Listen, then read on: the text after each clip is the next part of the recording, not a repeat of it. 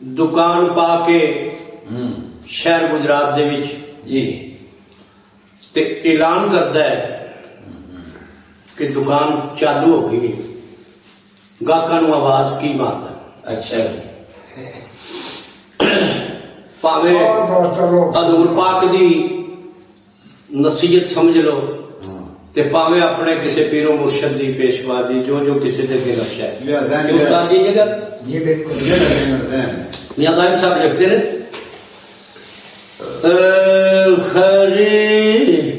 खरीदारो खरीद लो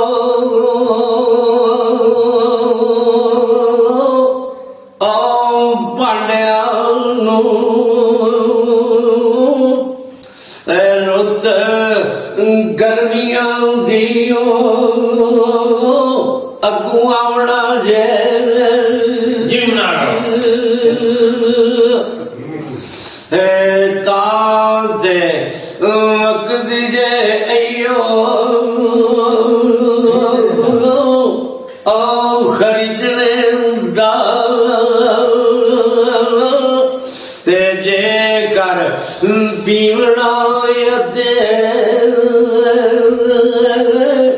पलावना जे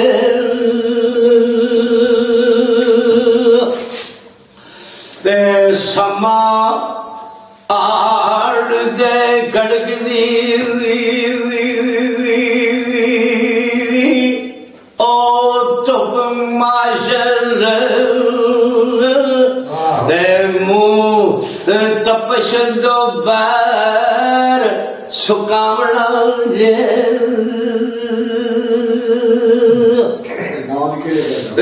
ठंडा बर्फ सराइया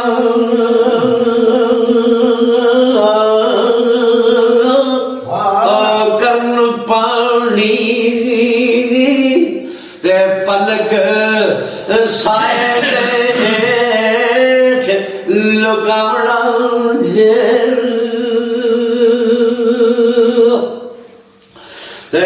बगल मार के जुड़ो दोपहरो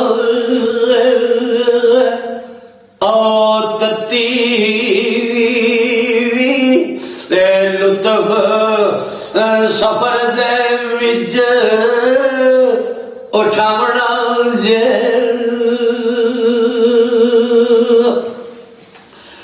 ते सस्ता ओ माल कमाल दे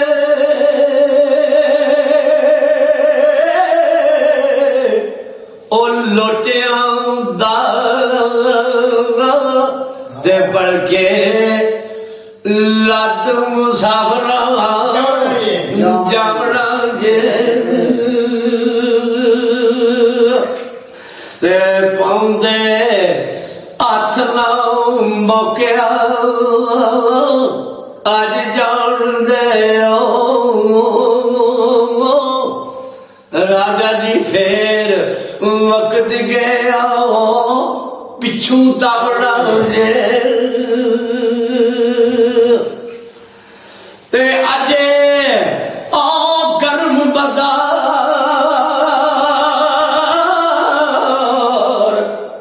ओ हार कर लो ते जे कर नफाए अखीर नु पावना जे ते आर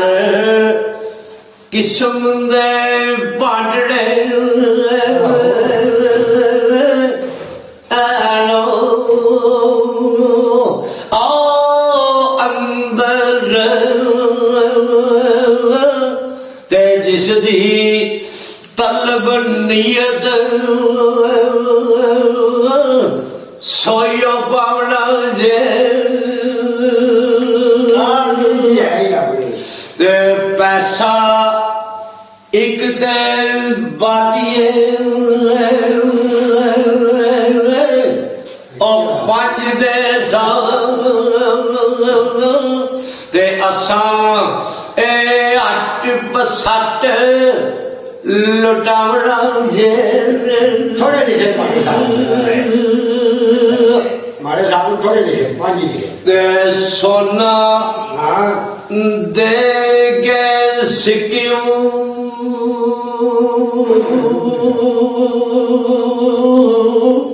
ओ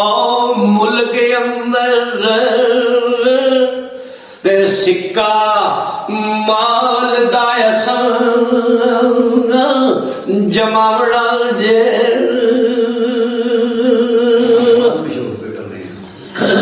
ते दायम ओ सार नहीं बदया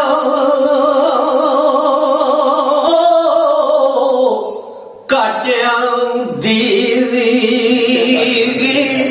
ओ दायम सार ना बदया ओ काटिया दीदी ते अमर मालक दायसा ओ मालक अमर साईं दायसा ओ जमावड़ा जे दायम सार न वदया ओ कटिया दी ते अमर सब दायसा ओ बजावड़ा